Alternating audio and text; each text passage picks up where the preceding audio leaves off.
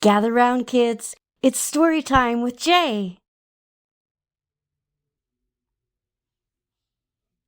Our book today is called The Gecko Who Learned Yoga. In a busy yoga school filled with humans learning yoga, there lived a curious gecko. He spent his days crawling playfully along the walls to the sound of Om, watching the humans bend, twist, and breathe. Each pose had an animal name: cat, cow, frog, dog. But there were no animals in the shala, only people. He wondered, why do humans call these movements after animals? And why have I never heard my name? With every new sunrise, his curiosity grew and grew until he was filled with bravery and excitement. One rainy morning, Gecko crawled to the school's entrance, peeked into the busy street, and leapt down, down, into the big wide world. He took a deep breath and said, "I want to find an animal yoga school and learn yoga too. I want to know why the humans have never called my name when doing their movements." The earth felt wet beneath his tiny toes, and for a moment he wanted to scurry back to his wall, but his curiosity kept him moving along the rice fields. He watched farmers planting rice in the muddy water while butterflies danced around them. The sound of trickling streams and rustling leaves kept him calm as he followed the rhythm of nature. Soon he heard a gentle meow drifting from somewhere in the fields. A wise Bali cat arched her back toward the golden morning sun. "Hello," said the gecko. "You must be cat pose." The cat smiled gently. "You must stretch your spine long, my dear friend. It wakes up the body and the courage inside." Gecko stretched his body and felt taller already. "Where are you going?" asked the cat. "To learn yoga," replied Gecko, and off he ran. But Cat decided to follow him.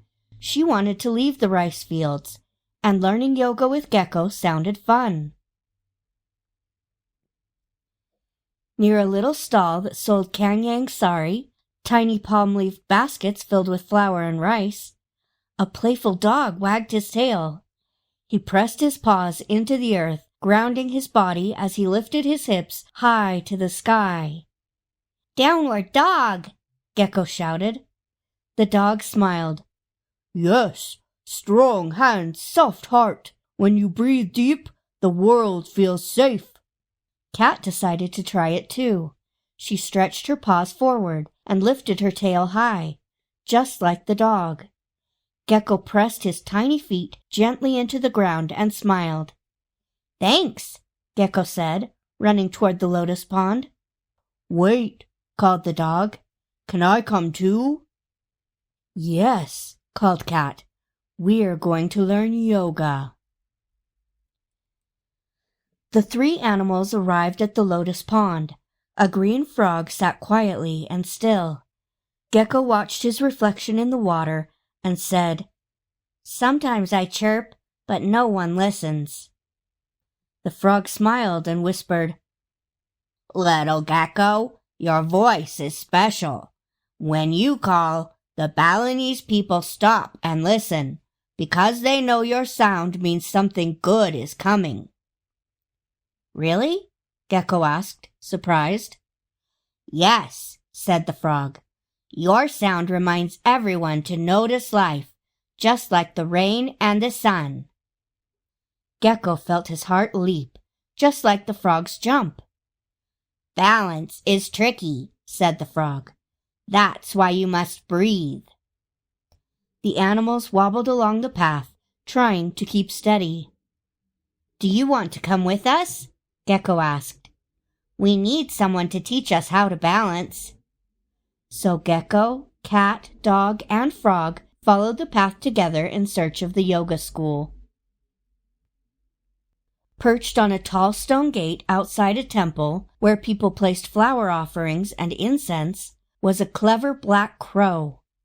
Cat, dog, and frog rested nearby, watching the smoke curl into the sky. The crow began to flap and balance on one leg, wings wide. "Crow pose," said Gecko. The bird jumped off to fly and called, "Trust your heart more than your feet." Gecko's heart began to flutter with courage. "That's good advice for all of us," said Dog with a wag. "Maybe courage is part of yoga too," whispered Frog. "We're looking for the animal yoga school," Gecko shouted. "Go toward Mount Batur," the crow called before disappearing into the clouds.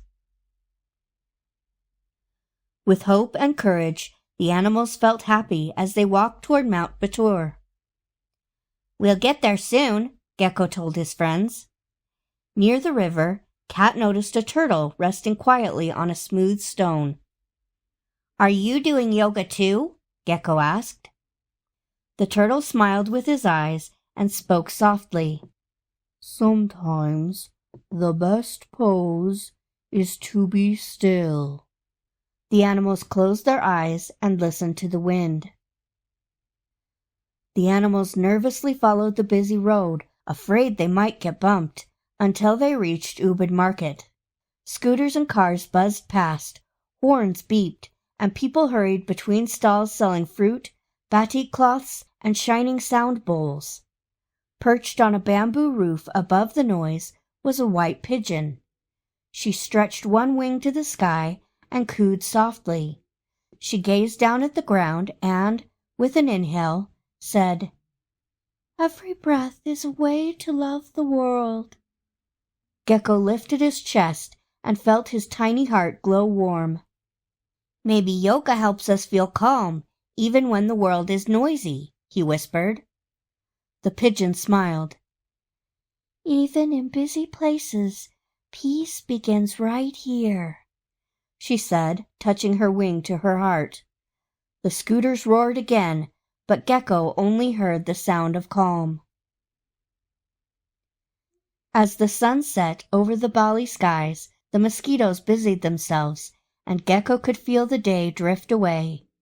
His friends were tired and hungry. They discovered a little warung. The air smelled of delicious food. They ate noodles, shared a big coconut, and told stories of the day. The friends huddled close together, feeling protected and safe, and soon they fell asleep. The next morning, the friends continued down the winding path that smelled of roasted beans and fresh morning air.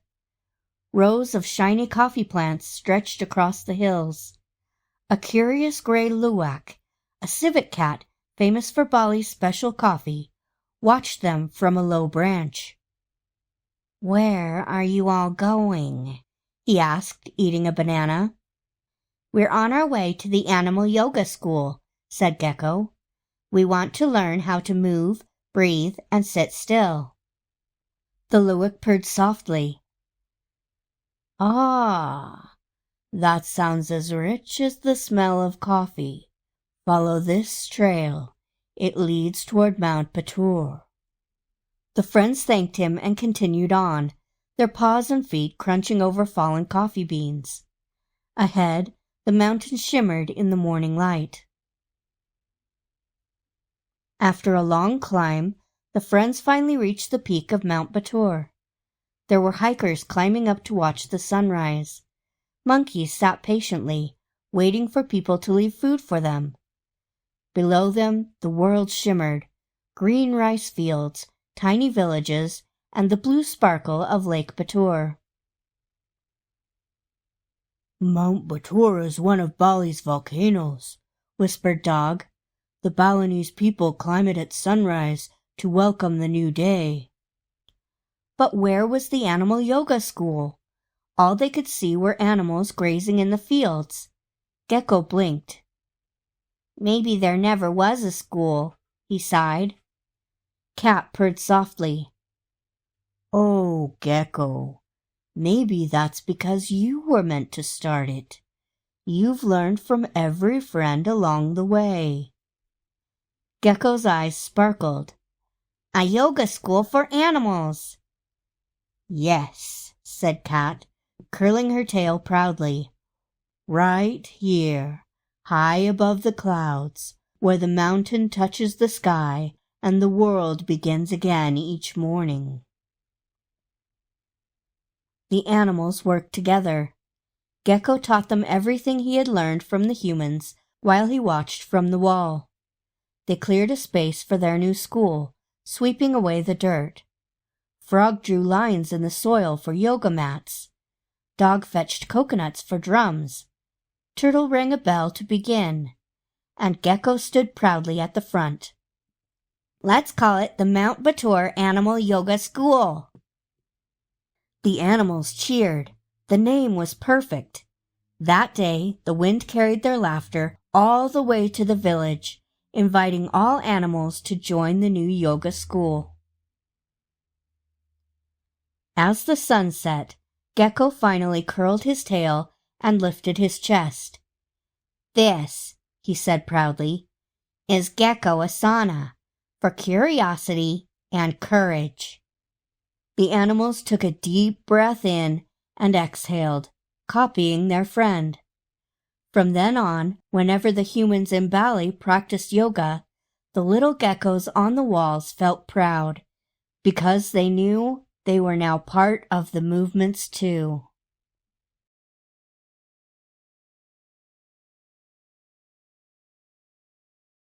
Hey, thanks for joining me today, and join me for some more here on Jay's Kids.